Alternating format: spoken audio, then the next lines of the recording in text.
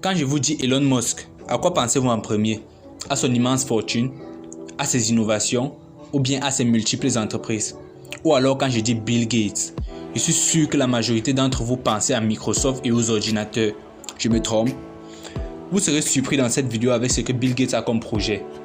Bref, dans cette vidéo, nous allons parler des projets de Elon Musk qui pourraient d'une façon ou d'une autre révolutionner le monde et aussi les projets de Bill Gates qui pourraient aussi d'une façon ou d'une autre révolutionner le monde comme vous l'aurez vu sur la miniature de cette vidéo. Je m'appelle Xavier Dom, je vous donne des documentaires sur la technologie et si vous êtes nouveau sur ma chaîne, je vous invite à cliquer sur le bouton abonner et activer la cloche de notification pour ne rien rater de mes prochaines vidéos. Allez, on commence. Commençons par Elon Musk, l'un de ses plus grands projets, les puces cérébrales Neuralink, c'est-à-dire des puces qui seront implantées dans le cerveau humain. Vous avez très bien compris, ces puces seront implantées dans le cerveau humain. L'objectif de ces puces, c'est de donner la capacité à notre cerveau de pouvoir contrôler des appareils électroniques tels que des téléphones ou des ordinateurs. Et c'est pour donner la capacité à des personnes qui ne peuvent pas les contrôler, tels que des handicapés, de pouvoir les contrôler. Et croyez-moi, ce projet est grandement sponsorisé par Elon Musk. Et vous, dites-moi, est-ce que vous serez capable d'accepter de vous faire implanter l'une de ces puces?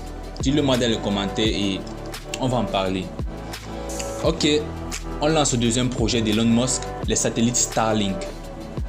Starlink est une branche de SpaceX créée par Elon Musk. L'objectif, c'est d'utiliser les satellites pour pouvoir assurer la connexion Internet à haut débit dans le monde entier à un prix très considérable. En 2019, Elon Musk annonce qu'il y aurait plus de 420 satellites Starlink qui sont désormais opérationnels.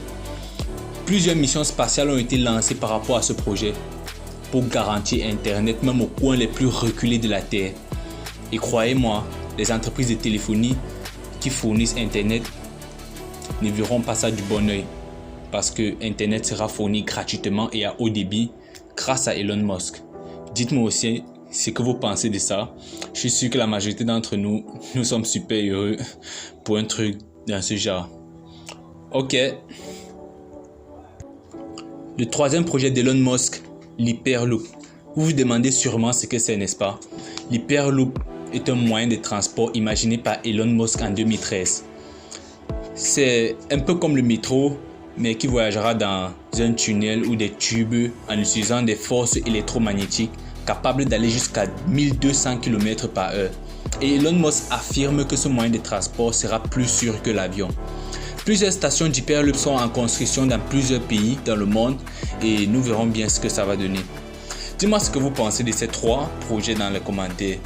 Dites-moi, est-ce que vous pensez que ces projets sont réalisables? Et donnez-moi aussi vos avis et nous allons en parler. Ensuite, Bill Gates. L'ingénieur en computer science cette fois-ci laisse tomber le domaine de l'informatique et acte en tant que sauveur de l'humanité. Son projet, c'est la lutte contre le réchauffement climatique, qui signifie bloquer ou empêcher les rayons ultraviolets du soleil d'arriver sur la Terre ou stopper la pollution industrielle. Quand Gates parle du réchauffement climatique, il pense à deux nombres, 52 milliards et 0. Je vous explique. 52 milliards représente le nombre de tonnes de gaz à effet de serre émis dans l'atmosphère chaque année. Et 0 est le nombre de tonnes que nous devons atteindre en 2050 pour éviter une crise climatique. Gates est même allé plus loin en publiant un livre Comment éviter les désastres climatiques, les solutions que nous avons et comment procéder.